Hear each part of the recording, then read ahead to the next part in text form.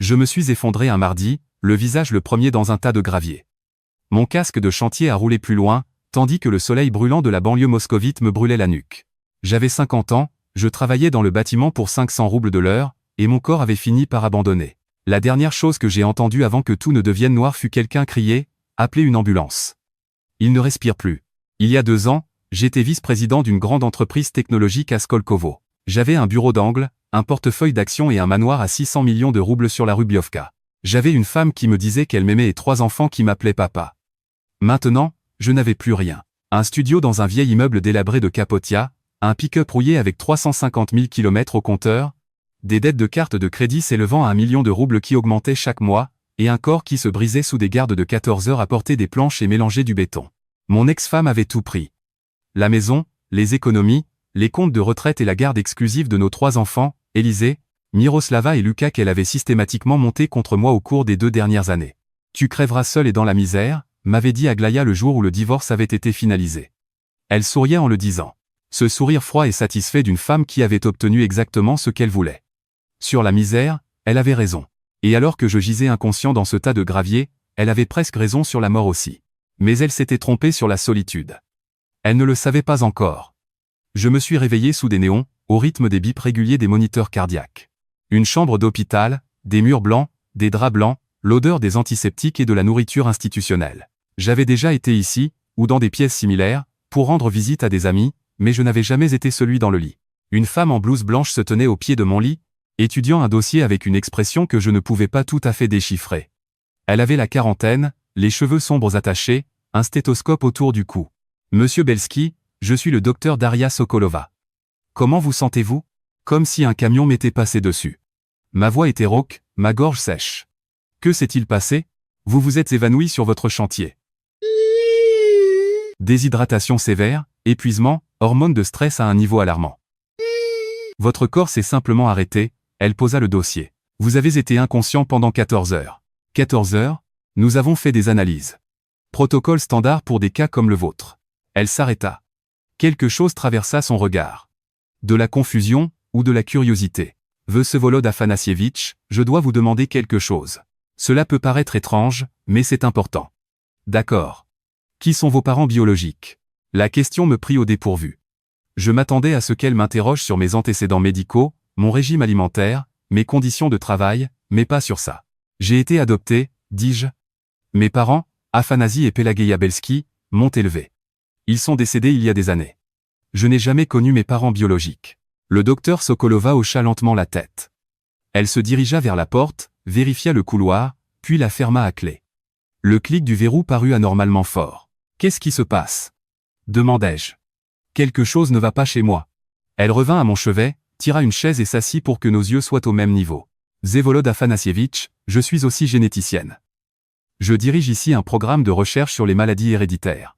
Dans le cadre de vos analyses de sang, nous avons passé votre ADN dans plusieurs bases de données pour vérifier des pathologies héréditaires, et nous avons trouvé quelque chose d'inattendu. Elle prit une inspiration. Votre profil génétique correspond à une entrée dans une base de données de recherche médicale privée. L'entrée a été faite par un homme nommé Gennady Volkov. Ce nom ne me disait rien. Qui est-ce Gennady Volkov? Le fondateur de Volkov Promtech.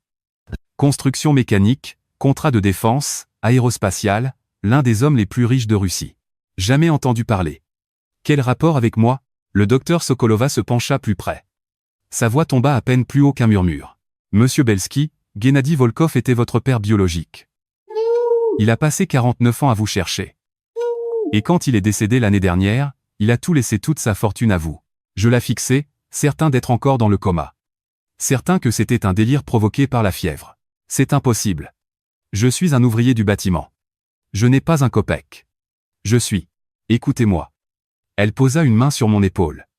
J'ai confirmé la correspondance ADN 3 fois. Il n'y a aucun doute.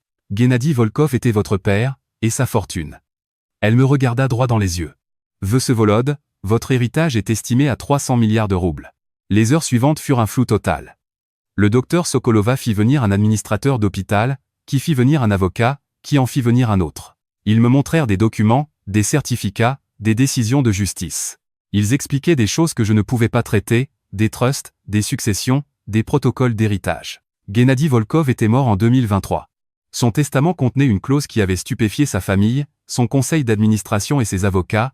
Je lègue l'intégralité de mes biens, actifs, actions et placements à mon premier-né, Vsevolod, né en 1974 de Svetlana Polyakova. Si Vsevolod est retrouvé après ma mort, la succession sera placée sous administration fiduciaire jusqu'à ce que son identité soit vérifiée par un test ADN. Toute l'année dernière, les avocats de Volkov m'avaient cherché. Ils avaient engagé des détectives privés, des généalogistes, des spécialistes. Ils étaient passés près plusieurs fois, retraçant mes parents adoptifs, trouvant des registres de naissance, mais finissaient toujours dans une impasse.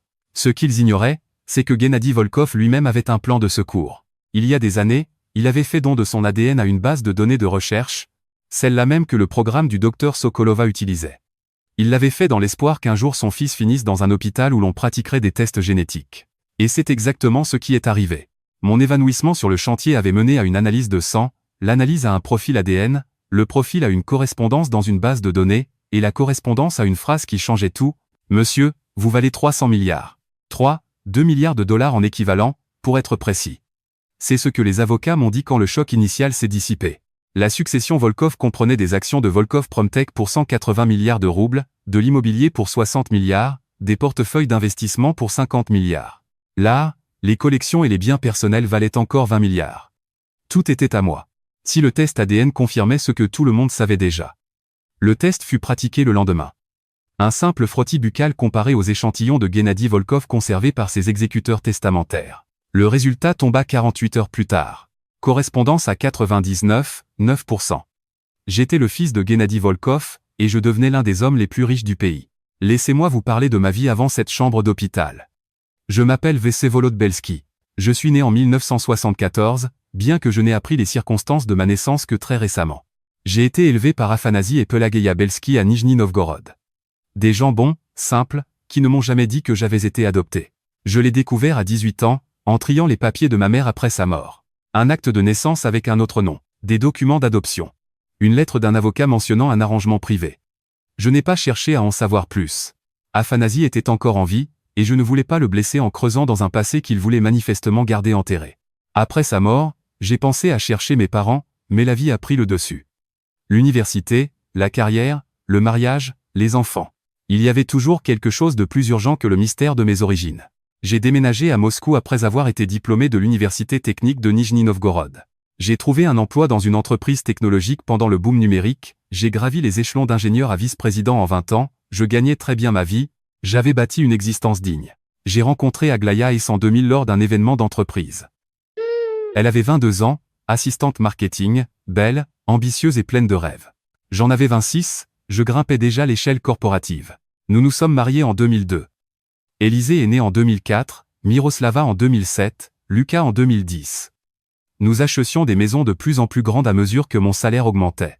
D'abord un appartement au centre-ville, puis une maison de ville, et enfin, en 2018, le manoir à 600 millions. 6 chambres, une piscine, une vue imprenable. Je pensais avoir atteint le sommet. Ce que je ne réalisais pas, c'est qu'Aglaya attendait simplement son heure. Le licenciement est survenu en 2021. Restructuration de l'entreprise. Tout mon département a été supprimé. J'avais 47 ans et, pour la première fois de ma vie adulte, j'étais au chômage. Je pensais retrouver quelque chose rapidement. J'avais l'expérience, les contacts, la réputation. Mais l'industrie technologique avait changé. Ils voulaient des jeunes, moins chers, prêts à travailler 80 heures par semaine. Un vice-président d'âge mûr avec des prétentions salariales élevées était un fardeau, pas un atout. Les mois passèrent. Les entretiens ne menaient à rien, les refus s'accumulaient. Mes économies commencèrent à fondre. L'hypothèque, l'entretien de la maison, l'école privée des enfants. La patience d'Aglaya dura environ 6 mois. Je n'ai pas signé pour ça, dit-elle un soir. Je ne me suis pas marié avec un homme au chômage incapable de subvenir aux besoins de sa famille. Je fais de mon mieux, Aglaya. Le marché est difficile en ce moment. Fais mieux, ou je trouverai quelqu'un qui le peut. Elle a demandé le divorce en 2022. Son avocat était un requin, l'un des plus chers de Moscou, payé avec de l'argent qu'elle avait, je l'ai appris plus tard, secrètement détourné de nos comptes pendant des années. Mon avocat était une connaissance, peu coûteux car je n'avais plus de moyens, et incompétent. Le partage des biens fut un massacre. Aglaya a eu la maison, la garde exclusive, des pensions alimentaires qui m'étouffaient pour des années, la moitié de mes comptes de retraite comptent déjà décimés par un an de chômage. Je n'ai rien eu. Rien, sauf des dettes et un minuscule studio dans un quartier sentant le tabac froid et le regret. Tu crèveras seul et dans la misère, avait dit Aglaya. Et pendant un temps, il semblait qu'elle avait raison. Le pire n'était pas l'argent. C'étaient les enfants. Élisée avait 18 ans quand le divorce fut prononcé. Assez vieux pour choisir. Il a choisi Aglaya. Ou plutôt, il a choisi le manoir, le style de vie et le confort. Je ne lui en veux pas. Il était jeune et ne comprenait pas ce qui se passait. Miroslava et Lucas n'avaient pas le choix. Aglaya a utilisé sa garde pour empoisonner systématiquement leur esprit. Votre père nous a abandonnés, leur disait-elle. Il était trop fier pour se battre pour vous. Il ne vous aime pas. S'il vous aimait, il vivrait encore avec nous. C'était un mensonge. Je m'étais battu aussi fort que mes ressources me le permettaient. Mais un mauvais avocat contre un avocat d'élite n'est pas un combat. Au moment où la poussière est retombée, le récit était scellé, papa nous a abandonnés. Papa ne s'en soucie pas. J'ai essayé de maintenir le contact. J'appelais chaque semaine, j'envoyais des cartes, je demandais des visites, mais Aglaya rendait tout difficile. Toujours une excuse, et les enfants eux-mêmes devenaient froids. Réponses courtes, visites annulées, et finalement, le silence. Au moment de mon effondrement sur le chantier, je n'avais pas parlé à mes enfants depuis 8 mois. 8 mois de silence des 3 personnes que j'aimais le plus au monde. C'est ce qu'Aglaya m'avait pris. Pas l'argent. L'argent peut se remplacer. Elle avait pris mes enfants, et je pensais que c'était irréparable. J'avais tort. L'histoire de Gennady Volkov s'est révélée par morceaux. Les avocats m'en ont dit une partie. Sa veuve, Éléonore, m'en a dit plus, et les documents qu'il avait laissés lettres, journaux ont complété le tableau. Gennady était né en 1945 d'un ouvrier et d'une institutrice. Il s'était fait tout seul, avait obtenu un diplôme d'ingénieur et avait fondé un petit bureau d'électronique à la fin des années 60. En 1974, c'était devenu le géant Volkov Promtech, et Gennady était déjà millionnaire. Cette même année, il a rencontré Svetlana Polyakova. Svetlana était secrétaire dans son entreprise. Intelligente, douce, belle, tout ce que sa femme de l'époque n'était pas. Ils ont commencé une liaison. Gennady savait que c'était mal, mais ne pouvait s'en empêcher. Quand Svetlana est tombée enceinte, il a proposé de quitter sa famille, de l'épouser, de donner un foyer à l'enfant. Svetlana a refusé. « Je ne serai pas celle qui détruit une famille », lui a-t-elle dit. « J'élèverai cet enfant seul. Tu pourras faire partie de sa vie si tu veux, mais je ne serai ni ta maîtresse ni ta seconde femme. » Gennady a respecté sa décision, bien que cela lui brise le cœur. Il a ouvert un compte au nom de l'enfant Mon Nom. Il prévoyait de soutenir Svetlana, d'être un père. Mais Svetlana est morte en couche. Complications, hémorragie. Quand les médecins ont réalisé la gravité, il était trop tard. Elle était partie et j'étais seul. Gennady voulait me réclamer, m'élever comme son fils, mais sa femme Victoria a découvert la liaison et l'enfant. Elle a menacé de l'anéantir. « Si tu reconnais ce bâtard, je prends tout, dit-elle. L'entreprise, les relations, la réputation. Je dirai au monde entier qui tu es vraiment. » Victoria était issue d'une famille influente de la nomenclature soviétique. Elle avait des relations qui pouvaient écraser Gennady. Et il avait un autre fils, Sviatoslav, né en 1970, qui n'avait que 4 ans. Il a fait un choix, le mauvais choix, dira-t-il plus tard, mais le seul possible à l'époque. Il a arrangé mon adoption par les Belsky, des amis de la famille de Svetlana qui ne pouvaient pas avoir d'enfants. Il a créé un fonds que je devais recevoir à 21 ans. Il a engagé des gens pour veiller sur moi de loin, lui rendre compte de mes progrès, s'assurer que j'étais en sécurité. Et il a passé 49 ans à chercher un moyen de me reconnaître sans tout détruire. La première femme de Gennady, Victoria, est morte en 1995. 2 ans plus tard, il a épousé Éléonore, une femme douce qui connaissait mon existence dès le début. Ensemble, ils ont continué les recherches, mais les registres d'adoption étaient scellés. Les Belsky avaient déménagé plusieurs fois, changé légèrement leurs coordonnées. La trace s'était perdue. Et moi, devenu adulte, je n'avais jamais osé chercher la vérité. Dans ces dernières années, Gennady est tombé dans le désespoir. Il comprenait que le temps pressait. Il a réécrit son testament plusieurs fois, mais l'essentiel restait, tout avait ses Volod s'il les retrouvait. Et c'est alors, dans un élan de génie ou de désespoir, qu'il a donné son ADN à une base de recherche. Si mon fils tombe malade, disait-il à Éléonore, s'il finit à l'hôpital où on fait des tests génétiques, peut-être trouveront-ils une correspondance. C'était une chance infime. Mais elle a fonctionné. La transition fut écrasante. Une semaine, j'étais un ouvrier endetté. La suivante, j'étais assis dans la salle de conférence de Volkov Promtech, entouré d'avocats qui m'appelaient Vsevolod Afanassievitch. La fortune était sous gestion fiduciaire depuis 1 an, et quand je suis apparu, confirmé par l'ADN et les documents, tout le monde fut sous le choc. Nous avions presque abandonné, a admis l'avocat principal. Encore quelques mois, et nous aurions commencé le processus de distribution des biens selon le plan de secours, œuvre caritative, fondation. Les actions de la société seraient allées à Sviatoslav. Sviatoslav Volkov, mon demi-frère. Le fils légitime, élevé avec le nom et la fortune. J'avais peur de le rencontrer, je m'attendais à de la haine, des procès. Cet homme avait cru toute sa vie être l'unique héritier. Et maintenant, un étranger arrivait et prenait tout. Mais Sviatoslav m'a surpris. Je savais pour toi, dit-il quand nous nous sommes enfin rencontrés dans son immense bureau avec vue sur la Moskova. Père me l'a dit quand j'avais 30 ans. Il m'a montré des photos. Il m'a expliqué ses choix. Tu n'es pas en colère? En colère?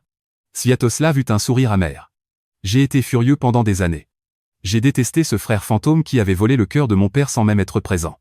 Mais maintenant j'ai 54 ans. J'ai dirigé cette machine pendant 20 ans. J'ai plus d'argent que je ne pourrais en dépenser en 10 vies. Et j'ai vu mon père mourir avec le regret sur le visage. Le regret de ne pas t'avoir rencontré. Il se leva et me tendit la main. Je ne contesterai pas les testaments, Vesovolod. C'était la volonté de mon père. Et honnêtement, je suis fatigué. Je veux m'occuper de ma famille, vivre pour moi avant d'être trop vieux. Je lui serrai la main. Qu'adviendra-t-il de l'entreprise? Je veux que tu la diriges. Pas tout de suite. Tu auras besoin de temps pour apprendre, mais en fin de compte, tu es le premier-né de Gennady Volkov. Tu dois diriger son héritage. C'était trop. L'argent, le pouvoir, la responsabilité. Mais j'ai compris que c'était exactement ce dont j'avais besoin. Un but. Un sens à ma vie. J'avais tout perdu, et maintenant on me donnait la chance de reconstruire quelque chose. Je ne comptais pas la gâcher. Aglaya a tout appris 2 semaines plus tard. La nouvelle faisait la une de toutes les chaînes. Un mystérieux héritier trouvé pour une fortune de plusieurs milliards. Mon visage était partout. L'ouvrier devenu oligarque. Elle m'a appelé pour la première fois depuis des mois. Seva. Sa voix était différente. Douce, mielleuse. La voix qu'elle utilisait quand elle voulait quelque chose. J'ai vu les nouvelles. Je n'arrive pas à y croire. C'est merveilleux. Qu'est-ce que tu veux, Aglaya? Je veux qu'on parle de nous. Des enfants. Je pense que nous avons fait une erreur en nous séparant ainsi. Une erreur? Nous étions tous les deux stressés. Le licenciement, les dettes. Ça a fait ressortir le pire en nous. Mais maintenant que tout est différent. Maintenant que je vaux 300 milliards. Silence au bout du fil. Puis, ce n'est pas ce que je voulais dire. Si, c'est exactement ça. Ma voix était calme. Pendant 2 ans, j'avais souffert par sa faute, mais je ne lui donnerai plus ce pouvoir. Tu as pris mes enfants, Aglaya. Tu les as empoisonnés avec des mensonges. Tu as dit que je les avais abandonnés alors que tu savais que je travaillais 14 heures par jour pour te payer ta pension. Seva, je peux expliquer. Tu ne peux pas. Mes avocats te contacteront pour modifier les conditions de garde. Tu ne peux pas. L'accord était définitif. L'accord reposait sur des circonstances financières qui n'existent plus. Désormais, je peux offrir un avenir aux enfants bien mieux que toi. Et je le ferai. Adieu, Aglaya. C'était incroyablement satisfaisant. 2 ans d'humiliation et maintenant j'avais la force de tout réparer. L'audience pour la garde a eu lieu en décembre 2024. Mes avocats étaient les meilleurs du pays. Ils ont présenté des preuves des manipulations d'Aglaya, capture d'écran de messages où elle forçait les enfants à m'ignorer, malversation financière lors du divorce, témoignage de psychologues sur le syndrome d'aliénation parentale. La juge ne fut pas impressionnée par les arguments d'Aglaya sur la stabilité avec la mère. Monsieur Belski n'était pas absent par choix, trancha-t-elle. Il a été systématiquement effacé de la vie de ses enfants. Les preuves d'aliénation sont incontestables. J'accède à la demande. J'ai obtenu la garde partagée et le droit de voir mes enfants quand je le souhaitais. En sortant du tribunal, j'ai appelé Élisée. Il a répondu immédiatement. Papa. Bonjour, fils. Je sais que tout a été compliqué. Mais je voudrais vraiment vous voir tous les 3, si vous le voulez bien. Une longue pause. Une voix timide, j'ai vu les nouvelles sur mon grand-père. Et j'ai vu les documents du tribunal. J'ai fouillé dans les archives quand tout a commencé. J'ai vu combien de fois tu avais demandé des visites, et comment elle les bloquait. J'ai eu le souffle coupé. Je n'ai jamais cessé d'essayer, Élisée. Je n'ai jamais cessé de vous aimer. Je le sais maintenant, dit-il, la voix tremblante. Pardonne-moi, papa. J'aurais dû demander moi-même au lieu de croire ce qu'on me disait. Tu n'as pas à t'excuser. Tu étais un enfant. Tu croyais ta mère. C'est normal. Est-ce qu'on peut recommencer? Toi, Miroslava et Lucas. Redevenir une famille? Je pleurais. Sans me cacher. C'est tout ce que j'ai jamais voulu, fils. Les retrouvailles ont eu lieu à Noël 2025. J'avais loué une grande maison en bois en Carélie. Rien de superflu, juste un domaine confortable dans la forêt au bord d'un lac. Élisée est arrivé de l'université. Miroslava et Lucas ont été amenés sous la surveillance d'un travailleur social. Quand j'ai ouvert la porte et que je les ai vus tous les 3 sur le seuil, Élisée, déjà adulte et sérieux, Miroslava, une beauté avec mes yeux, et Lucas, un adolescent maladroit qui avait grandi trop vite, je n'ai pas pu prononcer un mot. J'ai simplement ouvert les bras, Et ils s'y sont jetés. Nous sommes restés ainsi longtemps, 4 personnes pleurant dans l'air glacial de la Carélie. Tu m'as manqué, papa, a marmonné Lucas contre ma poitrine. Pardon de ne pas avoir répondu aux appels. Tout va bien, petit. Tout va bien. Maman disait que tu ne voulais pas nous parler, mais les appels s'affichaient. Je les voyais, j'aurais dû décrocher. Tu es là. C'est le principal. Miroslava s'est écartée en essuyant ses larmes. C'est vrai pour l'argent? Pour ton vrai père? C'est vrai. Alors, tu es genre un oligarque maintenant? On dirait bien. Elle a ri à travers ses larmes. C'est tellement bizarre. Mon papa est milliardaire. Mon papa ouvrier qui me mettait autrefois des mots doux dans mon déjeuner. Je peux encore le faire, si tu me le permets. Elle m'a serré à nouveau dans ses bras. Je crois que je vais accepter cette offre. Nous avons passé une semaine dans cette maison. Nous avons cuisiné ensemble, regardé de vieux films, parlé de tout. Les enfants parlaient de l'école, de leurs amis et de leurs rêves. Je parlais du grand-père qu'ils ne connaîtraient jamais et des projets d'avenir. Tout n'a pas été parfait tout de suite. Les blessures de 2 ans ne guérissent pas en une semaine. Il y avait des silences gênants, de vieilles rancœurs refaisaient surface, mais nous étions ensemble. Pour la première fois depuis des années, je sentais que j'avais de nouveau une famille. 2 ans ont passé depuis le jour où je me suis effondré sur le chantier. J'ai 52 ans. Je vis dans un domaine dans la région de Krasnodar, au milieu des vignobles que Gennady avait achetés il y a 30 ans et n'avait jamais osé vendre. Il y a 12 chambres et une vue sur la mer Noire qui me coupe le souffle chaque matin. J'ai appris à diriger l'entreprise. Pas seul. Sviatoslav est resté président d'honneur, et l'équipe de direction connaît le métier mieux que moi. Mais j'ai trouvé ma place. La stratégie, la vision de l'avenir. Volkov Promtech prospère. Nous investissons dans la production écologique et les technologies du futur. Je pense que Gennady serait fier de moi. Éléonore dit que c'est le cas. Mes enfants vont bien. Élisée a fini l'université et travaille dans l'entreprise. En bas de l'échelle, sans traitement de faveur. Il fera son propre chemin. Miroslava étudie en première année de médecine à Moscou. Elle veut devenir médecin, comme cette femme qui a changé notre vie en 6 mots. Lucas vit avec moi en permanence, c'était sa décision, soutenue par le tribunal. Il s'est passionné pour la programmation. Parfois, je le regarde travailler et je vois en lui Gennady jeune, affamé de savoir et convaincu qu'il changera le monde. Peut-être qu'il le fera. Quant à Aglaya, la vie a été dure pour elle. Le tribunal a récupéré une partie des actifs qu'elle avait cachés. Les pensions alimentaires ont cessé. Sa réputation mondaine s'est effondrée quand la vérité sur les enfants a éclaté. La dernière fois que j'ai eu de ses nouvelles, elle travaillait comme agente immobilier et vivait dans un appartement ordinaire. Je ne lui souhaite pas de mal. Je ne lui souhaite rien du tout. Elle ne fait simplement plus partie de ma vie. Et c'est très bien ainsi. Je visite parfois la tombe de Gennady. Il est enterré dans le vieux cimetière de Peredelkino, à côté de Svetlana, ma mère. Éléonore a transféré ses cendres là après la mort de Victoria. Ils voulaient qu'ils soient ensemble, au moins après la mort. Je me tiens entre leurs tombes et j'essaie de les imaginer, jeunes, amoureux, ayant fait un choix qui a résonné un demi-siècle plus tard. Svetlana, trouvant la force de partir pour ne pas briser une famille. Gennady, cherchant son fils pendant 50 ans. Ils ne m'ont pas vu grandir. Mais ils m'ont donné l'essentiel, savoir que j'étais désiré. Que même quand je ne savais pas qui j'étais, quelqu'un me cherchait. Quelqu'un m'aimait. Je regrette de ne pas vous avoir connu, leur dis-je. Merci pour tout. Le vent agite les feuilles, et j'ai l'impression qu'ils m'entendent. Je suis devenu ami avec le docteur Daria Sokolova. J'ai fait un don important à son programme des tests génétiques pour les personnes adoptées cherchant leurs proches. Nous avons fondé la fondation Belsky-Volkov, qui aide gratuitement les gens à retrouver leurs racines par l'ADN. C'est le moins que je puisse faire pour remercier le destin de cette chance. Parfois, je repense à ce chantier. Ce tas de gravier. Mon casque. Le soleil brûlant. Je mourrais alors.